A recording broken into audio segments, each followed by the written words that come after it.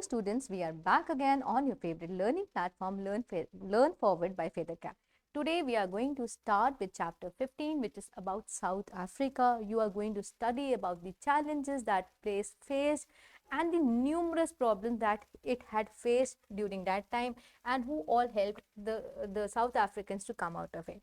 Now, in South Africa's land so vast and wide, where cultures and colors stand side by side, a rainbow nation, diverse and bold, stories of courage and stories untold, from Table Mountain to Golden Shores, through struggle and pain, a spirit soars. Nelson Mandela, beacon of light, fought for justice with all his might. Zulu, Xhosa, Sotho, and more, a tapestry of language rich to explore. We dance to the rhythm, we sing with glee, embracing our roots, our history, apartheid's shadow, we cast it away with hope in our hearts. We face a new day. South Africa, a land so fair, in unity we find strength to bear. Now, what is the poem Rainbow Nation celebrating? It is celebrating about diverse culture and unity. And who is mentioned as symbol of hope and justice in the poem? It was Nelson Mandela. Now let's study about South Africa. Map में कैसे दिखता है? South Africa जो है it is one of the geographically varied countries in का ये इसका जो सदर्न टिप है ना अफ्रीकन कॉन्टिनेंट का that is 2948 kilometre coastline which is bordered by Indian Ocean east में और अटलांटिक ओशन वेस्ट में. The land borders include Nambia, Botswana, Zimbabwe, Mozambique and Swaziland. ये जो independent kingdom है of Lesotho, it is wholly enclosed. जो Lesotho है अगर आप यहाँ पे देखा ना, it is wholly enclosed by South Africa in the eastern central plain. Internally South Africa जो है 9 provinces में divided है. KwaZulu Natal, North East, North West, Mpumalanga, Free State, Western Cape, Eastern Cape, Northern Cape और Limpopo और Gauteng, ये सारे इसके provinces हैं, 9 प्रोविंसेस हैं. अब हम पढ़ते हैं इसके ज्योग्राफिकल फीचर्स के बारे में. अगर हम पढ़ें अफ्रीका के बारे में तो 3 रीजन्स हैं अफ्रीका में. एक तो उसका सेंट्रल प्लेट्यू है. क्या है? सेंट्रल प्लेट्यू, जिसमें माउंटेन रेंजेस हैं जो कि प्लेट्यू को सराउंड करती है वेस्ट, साउथ और ईस्ट में. फिर एक आपका सेंट्रल प्लेट्यू है, फिर आपके माउंटेन रेंजेस है सेकेंड आपका, थर्ड आपका है narrow strips of low lying land around the coast. जो सेंट्रल प्लेट्यू है ना, ये 2/3 ऑफ द कंट्री को कवर करता है. इसको डिवाइड करते हैं हाई लाइंग एरियाज में as well as depression and basins को में डिवाइड होता है. और जो आपका जो मोस्ट इम्प्रेसिव माउंटेन है साउथ अफ्रीका वो है ड्रैगन्सबर्ग, जिसको ड्रैगन्स बैक भी कहते हैं. ये जो पीक्स हैं they have been named a part of UNESCO World Heritage Site and they host South Africa's highest peak Mafadi, जो कि 3450 मीटर लोकेटेड है साउथ अफ्रीकन लिसोथो बॉर्डर में. द नैरो कोस्टल स्ट्रिप जो है वो it is known as lowveld which varies from wet around 60 kilometre to 200 kilometre. बात करें climate की तो it is basically drought belt. It is a 5th most water scarce country in sub Saharan Africa, right. 50% of the country water supplies are used by extensive and industrial agriculture sector. The topography varies from desert to semi-desert in the dry northwestern region to subhumid and wet along the country's eastern coast. Approximately half of the country is classified as arid or semi-arid. जो आधी country है वो arid या semi-arid है. Almost entire country lies within the temperate zone. अगर हम बात करें कौन से जोन में आता है, टेम्परेट जोन में आता है. And the extremes of heat and cold are rare. Its location next to the subtropical high pressure belt of descending air produces stable atmospheric conditions and climate is generally dry. तो यहाँ का climate dry रहता है.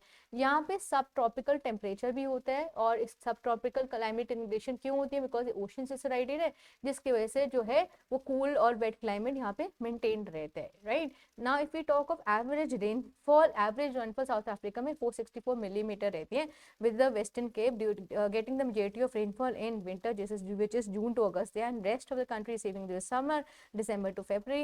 Average temperature जो रहता है वो 15 to 36 degree रहता है समर में और -2 to 26 डिग्री रहता है विंटर में. साउथ अफ्रीका जो है इसमें ये जो क्लाइमेट वेरिएबिलिटी है it is basically off on dependence on the rain fed agriculture and natural resources. The high evaporation rate of already dry soils and virtual absence of permanent surface water over large parts of the country make water scarce resource. यहाँ पे पानी की कमी है with some projection indicating that even without climatic change the country is likely to run through existing surface water resources. Mean annual temperature जो south Africa है क्या है 17.5 डिग्री है, with average monthly temperature ranging between 22 to 11 degree centigrade and an annual precipitation of 469.9 millimeter, with highest rainfall occurring in November to March coupled with extremely low precipitation in June to August. बात करते हैं soil की. South Africa के अंदर 3 तरह की major soil regions होते हैं. Each of approximately longitude 25 degree east soils have formed under the wet summer and dry winter condition. The more important soil types यहाँ पे कौन सी होती है, लैटेराइट सॉइल है, अनली सब ट्रॉपिकल सॉइल है, gley like bluish grey sticky compact soil है, and podzolic soils है जिसके अंदर लीचिंग बहुत ज्यादा होती है और वो आयरन और लाइम कंटेंट में कम होती है। A second major reason lies within an area receiving year round precipitation in Western Cape and Eastern Cape, पूरे साल precipitation होती है, and it contains grey sandy and sandy loam soil. Over most of the rest of the year country which is generally dry, the characteristic soils comprise of a sandy top layer, often a sandy loam underlain by a layer of lime on an excretion of silica. With some exception, South Africa soils are not characterized by high fertility. इनकी जो soil होते हैं highly fertile नहीं होते हैं, and that those are for example in coastal KwaZulu and Natal tend to be easily degraded, right? So soil बहुत अच्छी नहीं है, जैसे इंडिया में बहुत सारा की soil मिलती है and is very good, but here we will not find it. But if we talk of forest, इसका extensive और valuable forest resourcing है, उसको value करते हैं biological diversity के लिए, medicinal और local uses के लिए, aesthetic सुंदरता के लिए और spiritual values के लिए. In the Vistula of Sina and Jord, which is in the Western Cape province and in the Amatola mountains of the Eastern Cape province, plantation forest जो है they are used for timber, इसको timber के लिए use करते हैं. और जो इनके extensive resources हैं वो woodlands हैं जो कि 52 million hectares है open savannas के, and in here you can see 1.4 million hectares of industrial forest. ये जो plantation है ये एक multi billion rand industry को employ करते हैं, बहुत सारे लोगों को employ करते हैं, काम देते हैं और sustainable production होते हैं. तो forest में ये बहुत rich है. forest जो है एक highly fragmented distribution है, extending in archipelago of patches from the southwest to the northeast. Forest species richness and diversity increases in gradient from southwest to northeast. Forests extend inland to great escarpment and northwest to the or low roof. And the most extensive forests are found in Sina and Sitkama. तो यहाँ पे ज़्यादा forest पाए जाते हैं. अब हम बात करते हैं हिस्ट्री की. 2000 साल पहले जो यहाँ के जो इनहेबिटेंट्स थे वो पैस्टोरलिस्ट थे और वो यहाँ पे कोस्ट के पास आके सेटल हो गए. वो लोग बेसिकली हंटर गैदरर्स थे और उस टाइम पे बंटू स्पीकिंग जो एग्रो पैस्टोरलिस्ट थे उन्होंने वहाँ पे आके सेटल हो गए सदर्न अफ्रीका में और spreading from eastern lowlands to the high weld.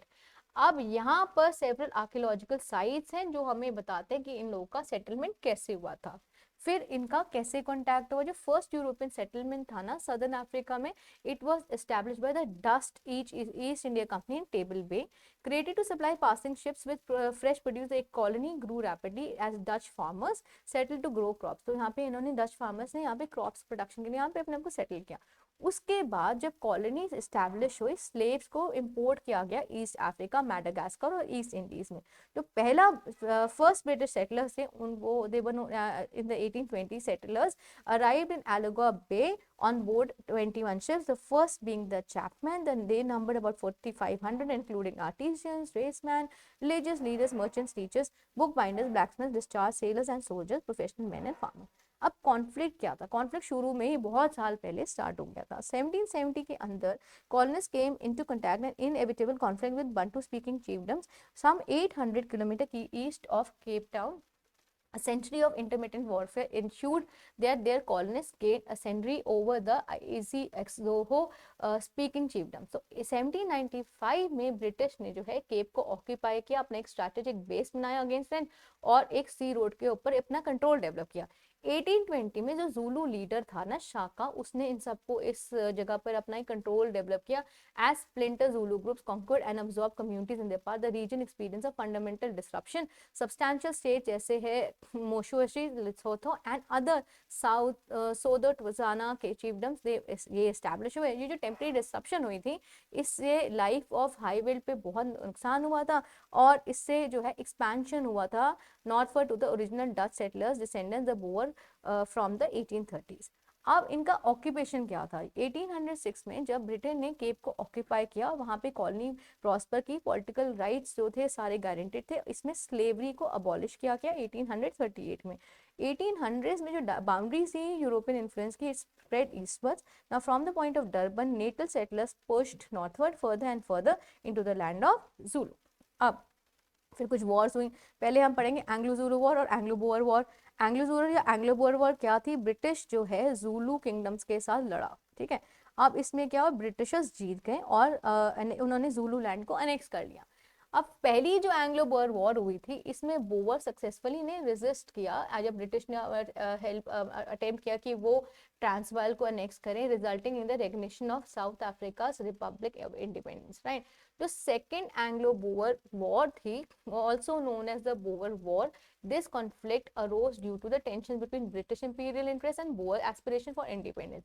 ये जो ब्रिटिश थे ये ultimately prevailed but at a high cost. The treaty of Vereeniging in 1902 ने सेकेंड एंग्लो बोअर वॉर को एक ट्रीटी साइन हुआ जिसमें सेकेंड एंग्लो बोअर वॉर को खत्म किया गया और यूनियन ऑफ साउथ अफ्रीका बनी इन 1910।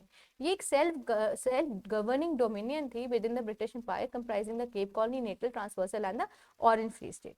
फिर आया अपार्थेड जो कि एक बहुत प्रॉब्लम वाली प्रॉब्लम थी उस समय पर साउथ अफ्रीका में। अपार्थेड का अपने में मतलब होता है अपार्टनेस। ये एक आइडियोलॉजी थी जो नेशनल पार्टी फॉलो करती थी और इंट्रोड्यूस हुई थी अफ्रीका में, साउथ अफ्रीका में 1948 में। अपार्थेड क्या दिखाना चाहता था, जो वहां पर सुप्रीमेसी थी वाइट गोरे लोगों की, तो वाइट और नॉन वाइट लोग रहते थे, कलर्ड लोग भी रहते थे, इंडियन भी रहते थे, तो वहां पर वाइट लोग जो गोरे लोग थे काले लोगों को कोई भी प्रेफरेंस नहीं देते थे। अपार्थेड एक ऐसी पॉलिसी थी कि उन्होंने कहा कि सेपरेट डेवलपमेंट होगा डिफरेंट रेशियल ग्रुप्स का साउथ अफ्रीका में। पेपर में दिखाने के लिए तो इक्वल डेवलपमेंट था, freedom of cultural expression, but असलियत में ऐसा नहीं था। अपार्थेड ने कुछ ऐसे लॉस बनाए जिसमें हर एक डिफरेंट रेशियल ग्रुप्स को सेपरेटली रहना पड़ा और डेवलप सेपरेटली एंड ऑल, इसमें इनइक्वालिटी बहुत डेवलप हुई। इसने क्या किया, try to stop all intermarriage and social integration between racial groups. Apartheid के अंदर friendship between someone of a different race brought suspicion upon you. Then in apartheid एक ऐसा सोशल सिस्टम था जिसमें आप मेजॉरिटी ऑफ द पॉपुलेशन जो था वो कलर डिफरेंस की वजह से बहुत ज्यादा आपका डोमिनेंस था, वाइट गोरे बहुत अच्छे से राज करते थे और नॉन वाइट्स को बहुत गंदा ट्रीटमेंट मिलता था। उसके अलावा ये एक पॉलिसी थी सेग्रीगेशन में, जिसमें ये जो मेन डिफरेंस ये था कि अपार्थेड क्रूरली एंड फोर्सिबली भी separated people and had a fearsome state apparatus to punish those who disagree. जो मानता नहीं तो उसको मार देते थे बुरी तरीके से, बहुत मिलिट्रीट करते थे। अपार्थेड जो था वो वर्स देन सेग्रीगेशन था, बिकॉज अपार्थेड जो इंट्रोड्यूस हुआ था इसमें जो है कंट्रीज जो है रेसिज्म की तरफ बढ़ रही थी। Now before world war two the western world was not as critical of racial discrimination. World war two से पहले इतना रेशियल डिस्क्रिमिनेशन नहीं था जो अपार्थाइड के टाइम आया। सेकेंड वर्ल्ड वॉर जो था इसने ये वाली प्रॉब्लम्स को, रेसिज्म की प्रॉब्लम को हाईलाइट किया। वर्ल्ड जो था उस पॉलिसीज को फॉलो करने लग गया जिसकी वजह से लोगों के अंदर सेग्रीगेशन होना शुरू हो गया। इस समय पर जो साउथ अफ्रीका था इसने जब अपनी रेशियल पॉलिसी ऑफ अपार्थेड को लागू किया तो बहुत प्रॉब्लम हो गए। लोग इतने हैरान हो गए कि क्यों इतना रिजिड सिस्टम था। ये जो सिस्टम था इसमें रेशियल सुपियोरिटी थी और डर था। तो across the world racism is influenced by the idea that one race must be superior. तो एक कॉन्डिसेंडिंग बिहेवियर मतलब अपने आप को ज्यादा सुपीरियर समझना, ये अपार्थेड का एक मेजर फ्लॉ था। Such ideas are found in all population group. The other main reason for apartheid was fear, और इसका दूसरा था डर, fear. As in South Africa, the white people are the minority. अब डर क्या था, वो चाहते थे ये जो काले लोग हैं इस जगह को पूरा हथियार न लें, तो सारी पावर, सारी जॉब, सारा कल्चर, सारी लैंग्वेज इनके हाथ में रहे। इस करके अपार्थेड ने कैसा काम किया कि गोरों ने कोशिश किया कि कालों को यहाँ से निकाल दो। अपार्थेड एक लॉ बन गया 1950 में, जब गवर्नमेंट ने बैन करा कि गोरे और काले लोगों की शादी नहीं हो सकती, उनका कोई रिलेशनशिप नहीं हो सकता ब्लैक एंड व्हाइट का। तो population registration act of 1950 provide the basic framework for apartheid by classifying all South African by race including Bantu, colored and white. A fourth category of Asian meaning Indian and Pakistani was later added. In some cases the legislation split families. A parent could be classified as white while children can be classified as colored. A series of land acts set aside more than 80% of the country's land for the white minority. आपने देखा वो minority थे पर उसको कितना percent of land मिल रहा था, 80% लैंड मिल रहा था। Required non white to carry documents authorising the presence in restricted area. In order to limit contact between the races the government established separate public facilities for whites and non whites, limited the activity of non white labour union and denied non white participation in national government. तो उन्होंने क्या किया, उन्होंने white और हर चीज के कोई भी पब्लिक फैसिलिटी को जो यूज करते थे उनका अलग अलग जगह बना देता। जो नॉन वाइट से वो वाइट्स वाली फैसिलिटीज को यूज नहीं कर सकते थे और गवर्नमेंट में तो पार्टिसिपेट नहीं कर सकते थे। एक कोल्ड वॉर स्टार्ट हो गई एक अर्ली स्टेज में। जो यूएस प्रेसिडेंट हैरी ट्रूमैन थे, he was a foremost foreign policy goal to limit Soviet expansion despite supporting a domestic civil rights agenda to further the rights of black people in the United States. The Truman administration chose not to protest the anti communist South African government system apartheid, और इस करके उन्होंने भी revolt नहीं किया। इस वजह से ये आगे जाता रहा और अपार्थेड को बहुत ज्यादा सपोर्ट मिला। इन जब साउथ अफ्रीका में राइट्स हुए, बहुत सारे राइट्स हुए, बहुत लोगों ने बॉयकॉट करना शुरू किया, बिकॉज इनको आउटलॉस की तरह ट्रीट करते थे, प्रोटेस्ट किया साउथ अफ्रीकन से। तो उसके टाइम पर बहुत और प्रॉब्लम स्टार्ट हुई। जो ऑपोजिशन था intensified when the national party assuming power in 1948 effectively blocked all legal and non-violent means of political protest by non-whites. The African National Congress and offshoot the Pan African जो PAC था, Pan Africanist Congress जो था, both of which envisioned a vastly different form of government based on majority rule, were outlawed in 1960s and many of the leaders, इनके जो non white लोग थे ना, काले लोग थे, उन्होंने उनको जेल में डाल दिया सब। और इसमें मेजर था नेल्सन मंडेला, जिनको he became a symbol of anti apartheid struggle, जिन्होंने बहुत कोशिश की लोगों को अपार्थाइड के बाहर लाने के लिए। मंडेला ने बहुत काम किया, पर मंडेला के जैसे बहुत सारे लोग थे जिनको इन्होंने प्रिजनर्स बना दिया और उन्हें कहा कि ये जिंदगी भर इनको जेल में रखेंगे। तो remained incarcerated in South Africa. Other anti-apartheid leaders fled to South Africa and set up headquarters in a succession of supportive independent African countries, including Geneva, Tanzania, Zambia, and neighboring Mozambique, where they contributed to fight the end. Apartheid, it was not until 1980s, however, that this turmoil effectively caused the South African state significant losses in revenue, security, and international reputation. अब जो है सारे लोग इसे support कर रहे थे, पर नुकसान हो रहा था, इकोनॉमिकली ये नीचे जा रहा था। ANC लीडर जो नेल्सन मंडेला थे, जब वो प्रिजन से रिलीज हुए थे फरवरी 1990 में, उन्होंने बहुत मेहनत से काम किया प्रेसिडेंट FW de Klerk के गवर्नमेंट के साथ, और उन्होंने एक नया कॉन्स्टिट्यूशन बनाया साउथ अफ्रीका के। After both sides were made concessions, they reach agreement in 1993 and would share the Nobel Peace Prize for the year for the efforts. So Nelson Mandela ने एक एंटी अपार्थाइड पॉलिसी बनाई थी, जिसकी वजह से उन्होंने जो रेशियल डिस्क्रिमिनेशन था उस जब साउथ अफ्रीका में, उसको खत्म किया था।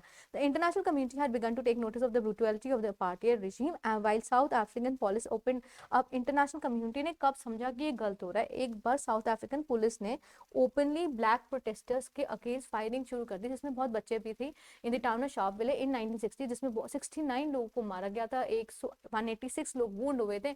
और इसमें तब जो है इंटरनेशनल कम्युनिटी जो है उठी और उन्होंने कहा ये गलत हो रहा है। The United Nation led the call for sanction of against the South African government, fearful of losing friends in Africa as decolonization transformed the continent. Powerful members of the Security Council, including Great Britain, France, and United States, succeeded in watering down the proposal. However, by the late 1970s, grassroots movements in Europe and others United States succeeded in pressurizing the government into imposing economic and cultural sanctions of Pretoria. After U.S. Congress passed the Comprehensive Anti-Apartheid Act in 1986, many large multinational companies withdrew from South Africa. तो उन्होंने अपने आप को withdrew कर लिया। Late 1980s में क्या हुआ, साउथ अफ्रीकन इकोनॉमी स्ट्रगल कर रही थी, क्योंकि उसको इंटरनल प्रॉब्लम भी होती है, एक्सटर्नल बाइकॉट्स भी होते हैं, तो इससे मिलिट्री के ऊपर बहुत बर्डन आ रहा था। Defenders of the apartheid regime both inside and outside South Africa had promoted a bulk work against communism. However, the end of the Cold War rendered its argument obsolete. South Africa had illegally applied neighboring Namibia in the end of World War II, and since then Pretoria had used it as a base to fight against the Communist Party in Angola. The United States had even supported the South African Defense Force in efforts in Angola. In 1980, the hardline anti-communists in Washington continued to promote relationship between the apartheid government despite economic sanctions levied by the US Congress. However, the relaxation of Cold War tension due to negotiation to settle the Cold War conflict in Angola, Pretoria की economic struggle जो है, इसकी वजह से apartheid leader ने बहुत strong incentive, बहुत ज़्यादा पार्टिसिपेशन दिखाया। जब साउथ अफ्रीका ने एक मल्टीलेटरल एग्रीमेंट 1988 में लॉन्च किया to end its occupation in Namibia in return to Cuban withdrawal from Angola, even the most ardent communist in the United States lost their justification for support of apartheid regime. अब हल्के हल्के apartheid जाने लग गया। इसका जो effect था, इससे सोशल अनरेस्ट हुआ, इंटरनेशनल कंडेमेशन हुआ कि ये जो चेंजेस है साउथ अफ्रीका में नुकसान करते। साउथ अफ्रीका प्राइम मिनिस्टर जो थे PW बोथा, उन्होंने रिजाइन कर लिया। उनको लगा कि लोग अब यहाँ पे नेशनल पार्टी में बिलीव नहीं कर रहे, तो इससे अच्छा मैं रिजाइन कर दूं। उनका जो सक्सेसर था FD क्लार्क, वो जो था उसने लोगों को एकदम सरप्राइज कर दिया। उसने एक अपनी एड्रेस पार्लियामेंट में बोला कि he was lifting the ban of ANC and other black liberation parties, allowing freedom to the press and releasing political prisoners. तो उन्होंने सबको जब उसने सबको हैरान कर दिया। The country waited in anticipation for the release of Nelson Mandela, और नेल्सन मंडेला जो है जेल से 27 साल बाद निकले और फरवरी 11, 1919 को जेल से बाहर आए। तो ये प्रेसिडेंट डी क्लार्क का एक मानना था। जो इम्पैक्ट था मंडेला के रिलीज में, reverberated throughout the South Africa and the world after speaking to throngs of supporters in Cape Town where he pledged to continue the struggle but advocated peaceful change. Mandela took his message to the international media. अब Mandela ने क्या किया, Mandela जो है ये सारा कुछ international media के पास लेके गया, उसने एक वर्ल्ड टूर किया और culminating in a visit of joint visit to United State where he spoke before a joint session of Congress, और उसने सारी प्रॉब्लम्स को अच्छे से रिप्रेजेंट किया। जब prime minister de Klerk agree कर गए डेमोक्रेटिक इलेक्शन उसके कंट्री के लिए, तो यूनाइटेड स्टेट ने भी जो सैंक्शंस लगाए हुए थे और जो वो सब लिफ्ट कर लिया। US companies who disinvest in the 1980s, उन्होंने कहा कि हम फिर से इन्वेस्ट करेंगे। नेल्सन मंडेला को 1994 में साउथ अफ्रीका का फर्स्ट ब्लैक प्रेसिडेंट बनाया गया। mbeki जो है उसने मंडेला को रिप्लेस किया as president of ANC in December 1997 and became president of the country after ANC triumphed in the win in the 1999 election. mbeki जो है इसने प्लेज किया कि वो इकोनॉमिक वोस को एड्रेस करेगा और सोशल कंडीशन को इम्प्रूव करेगा। ANC फिर से विक्टोरियस होगा अप्रैल 2004 इलेक्शन में and mbeki was elected to serve another term। तो mbeki का बहुत मेजर रोल रहा यहाँ पे, क्योंकि ट्रांजिशन था ना डेमोक्रेसी का, brought about major changes in the political social and economic landscape. जहाँ कंट्री बहुत लैग करी थी सोशली इकोनॉमिकली, अब उसमें बहुत चेंजेस आए। जो country faces ongoing challenges including high levels of inequality, unemployment and issues related to land form, ये सारे प्रॉब्लम्स को कर्टेल किया गया। And there was smooth transition of power in the government that represented a majority of people, something unthinkable less than a decade earlier, provided hope that those problems could be addressed peacefully। तो जो problem, लोग firing हो रही थी, लोग मार रहे थे, इनइक्वालिटी थी, लड़ाइयाँ थी, वो सब खत्म हो गया। सोसाइटी एंड पीपल, अब हम बात करते हैं सोसाइटी एंड पीपल की। South Africa is a diverse nation with a multicultural society that reflects it's history and heritage. Government determined racial and ethnic classification embodied in the Population Registration Act in 1950 to 1991. It was crucial in determining the status of South African under the apartheid। ये जो act था इसने लोगों को divide कर दिया south Africa into 4 racial category. एक तो ब्लैक थे, एक वाइट थे, एक कलर थे और एक एशियन थे, जिसमें पाकिस्तानी और इंडियंस आते थे। ये जो क्लासिफिकेशन था आर्बिट्रेरी था, based on consideration such as family background and cultural acceptance on the appearance। These are also multiple languages spoken in South India and 11 recognized official language including Zulu, Xhosa, Afrikaans, English and others। Christianity जो थी वो predominate करती थी south Africa के अंदर। जो Methodist, Roman Catholic, Anglican था और डच था, इन्होंने चर्चेस को रिफॉर्म किया और चर्चेस पर बहुत काम किया। इंडिपेंडेंट अफ्रीकन क्रिश्चियन कांग्रेगेशन और उनकी मेंबरशिप बहुत वेरी करती थी from a millions to, and they were very popular. जो ट्रेडिशनल्स थे, they made up a large minority of the population. The majority of Indians practice Hinduism, many Indians and Malayas practice Islam, and small percent of people were Jew. They practice Judaism। Now blending Western technology with indigenous technology, Western tradition and with African and Asian tradition, South Africa is a study in contrast। It also provides lesson in how cultures can sometimes blend, sometimes collide। For example, within a short distance of one another can be found the villas of South Africa, white and elite, and the tar paper shacks of the black tea laborers office building with the most sophisticated electronic wiring। तो हम देखें कि कितना ज़्यादा variation है, इतने affluent families, इतनी affluent जगह to do such backward places, right? Great gulf still exists between the white minority and the black majority in matters of education and economic opportunity, yet South Africa is making steady progress in erasing some of these historic disparities and their consequences। Daily life is better for most of the people and culture and the arts, which sometimes were forced, exiled and flourishing in the free climate of post-apartheid era। ये जो challenges थे, जैसे poverty थी, inequality, social disparity थी, ये कुछ time रही, जिसकी वजह से बहुत सारे एफर्ट्स हुए इसको खत्म करने के लिए। जो ऑर्गेनाइजेशन थी उन्होंने बहुत सारे इनिशिएटिव लिए इस प्रॉब्लम्स को एड्रेस करने के लिए। तो साउथ अफ्रीका एक कंट्री है जिसमें रिच और डाइवर्स सोसाइटी है, जिसने जो मल्टीकल्चरल हेरिटेज, लैंग्वेज, ट्रेडिशन और ऑनगोइंग एफर्ट को दर्शाता है। Now let's come to the economic condition of South Africa. Economy जो है was revolutionized in the late 19th century when diamonds and golds were discovered. तो आपको पता है कि साउथ अफ्रीका गोल्ड और डायमंड के लिए बहुत फेमस है। Extensive investment from foreign capital followed in the year since World War II। The country has established a well developed manufacturing base. It has experienced highly variable growth rates including some years when its growth rate was among the highest in the world since the late 1970s। However, South African has continued economic problems थी क्या, but इसने वो सही किया और इसने properly foreign investment में अपने आप को इन्वॉल्व किया। एग्रीकल्चर की बात करें, यहाँ पे जो लैंड और वाटर रिसोर्सेज है ना, वो तो बहुत ही लिमिटेड है। तो डोमेस्टिक इकोनॉमी में ये जो है एक साइजेबल शेयर है एक्सपोर्ट्स का। Only slightly more than 1/10 of the countries land is arable, सिर्फ 1/10 लैंड है वो जो है वो एरेबल है, उस पर आप एग्रीकल्चर कर सकते हैं। The well watered productive soil they are mostly found in the coast of Kwazuland, Natal and the river basins of Western Cape. Based on considerable government extension services and subsidies to farm owners, the Highveld and the Free State has historically provided the suitable cultivation of large scale cultivation, और ये इस special grants की वजह से possible हुआ। Irrigation ने dry areas को productive बनाया, जैसे फिश रिवर वैली था, इसमें एक ये प्रोविंस था ईस्टर्न केप में। The ongoing Orange River project has added more irrigation when it was finished, it should contribute to the 3/10 of the total area of land under cultivation. जो principal crops यहाँ पे उगाए जाते हैं वो tobacco है, corn है, व्हीट है, शुगरकेन, sorghum and peanuts.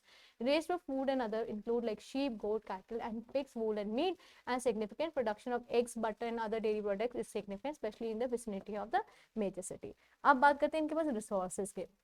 बहुत सारे मिनरल्स यहाँ पे अबंडेंटली अवेलेबल है, चाहे वो आयरन हो रहे हैं, प्लैटिनम है, मैंगनीज है, क्रोमियम है, कॉपर है, यूरेनियम है, सिल्वर है, बेरिलियम है और टाइटेनियम, ये रिजर्व्स यहाँ पे अवेलेबल है।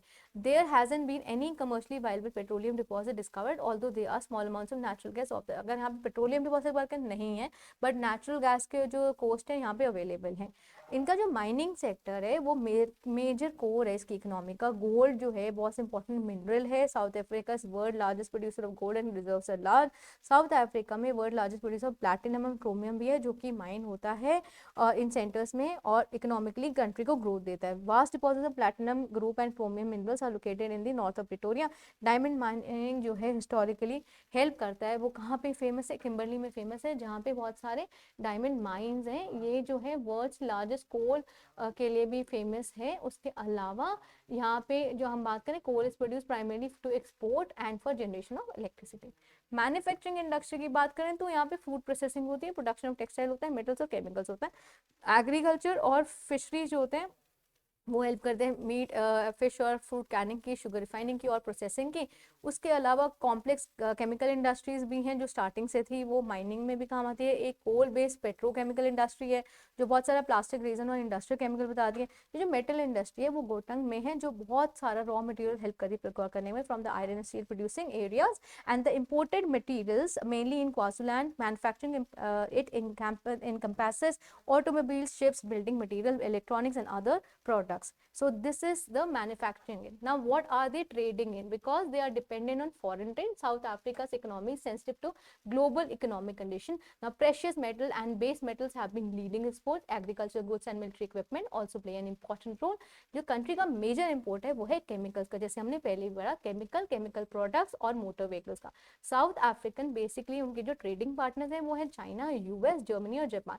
जो रीजनल ट्रेड है वो बहुत इंपॉर्टेंट है बिकॉज इससे कंट्री का इकोनॉमी बढ़ता है। Since the end of apartheid, south African companies have sought to expand the investment in other South African countries, particularly in mining and commercial activity, in which they are very big and huge, right? Now if we talk of tourism, tourism is very important in South Africa because a lot of tourists, they really want to go to South African country and they have tourists from Europe and America. Now there are many tourist attractions available there. There are the national parks, there are transnational parks. Travel across South Africa borders into South African countries is very easily done. Among the most popular tourist attractions are the wine region in the Western Cape province, Table Mountain, Robben Island, which is again a UNESCO World Heritage Site. Now the location is very famous because it has some historical places like the diamond mine in Kimberley, and it is again listed in the UNESCO World Heritage Site, which is the world's oldest and largest meteorite impact site.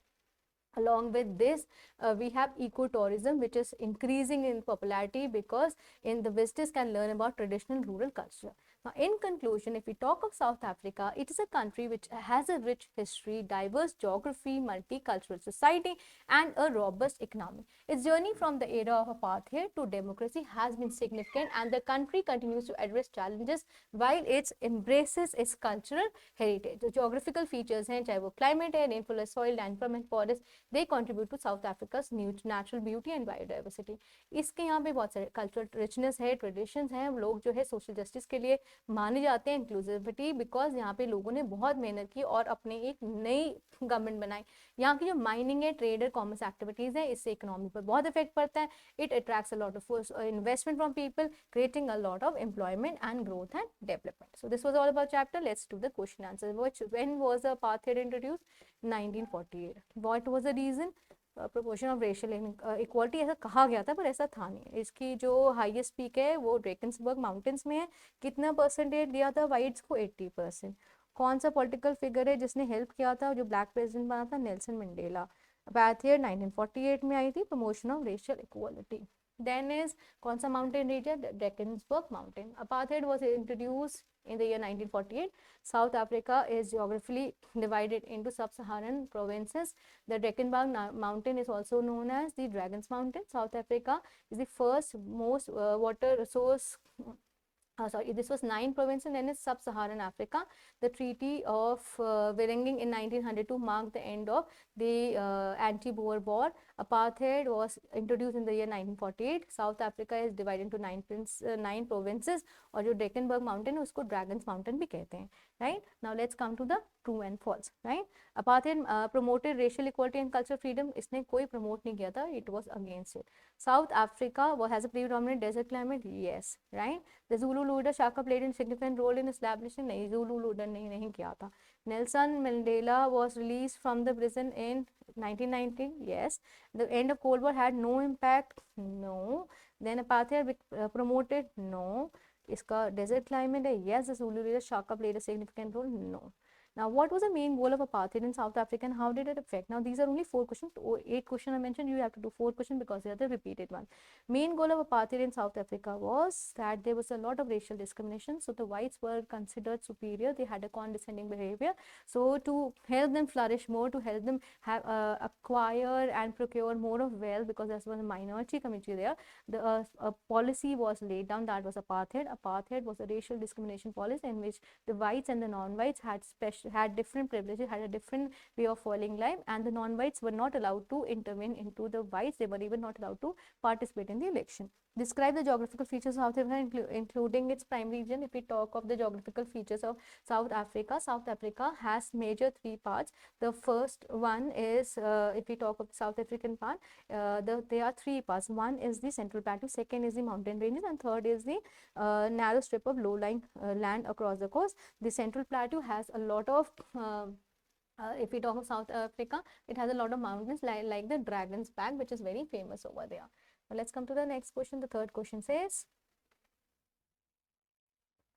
explain the significance of Drakensberg mountain in South Africa. The Drakensberg mountain in South Africa is very famous because it is also known as the Dragon's Back. These peaks have been named after the UNESCO World Heritage Site and they host South Africa's highest peak, Mafadi, which is lying 3,450 meters from, which is located on the South African Lesotho border.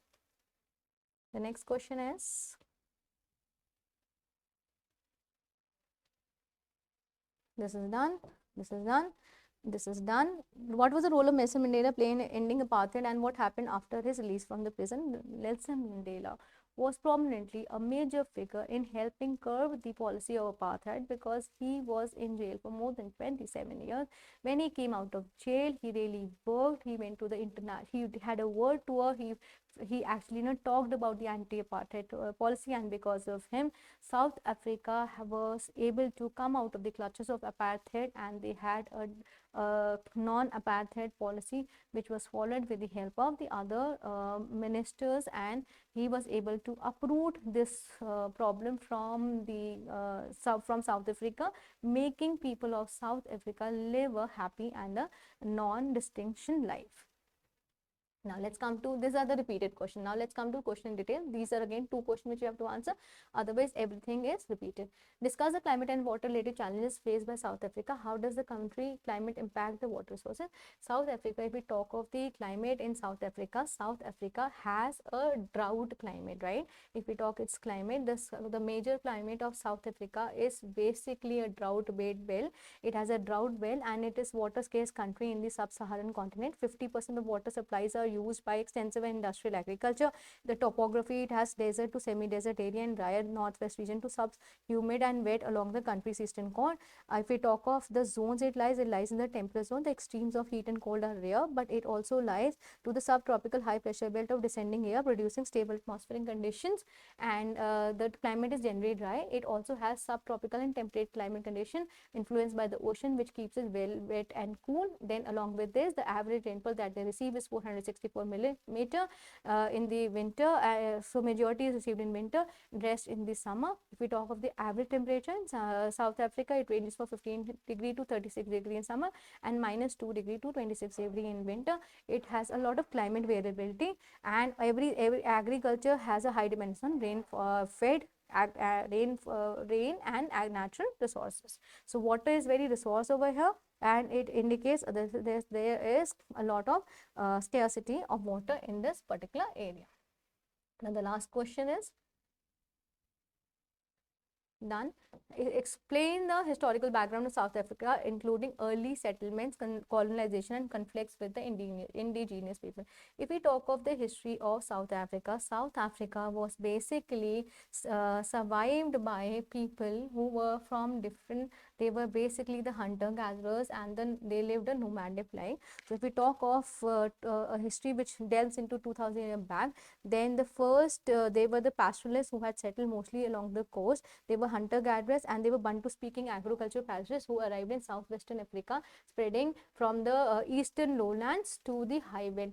Then there was the archaeologists give a lot of details about them. Then the first European settlement in southern Africa was established by Dutch East India Company in Table Bay, and here the Dutch farmers settled themselves to grow crops. Shortly there was establishment of the colony. Slaves were imported from East Africa, Madagascar and East Indies, and the first British settlers which came in 1820 in Aloga Bay bore 21 ships, the first being the Chapman. Now there was a conflict in the beginning. The Bantu speaking people had a conflict with the people over there, and then in 1795 the British occupies the Cape as a strategic base against the French. It defeated the French, and then it controlled the sea route to east. In 1820 the Zulu leader Shaka, he established sway over the vast area of South East Africa. As splinter Zulu groups conquered and absorbed the communities in their path, the region experienced a fundamental disruption. So slowly and steadily this temporary disruption of life on the highway served to facilitate the expansion northward to the original Dutch settlers, and they settled in the 1830s. So this was to be answered in the last question, right? So this is all about your question. I hope you had good time learning about South Africa. Happy learning.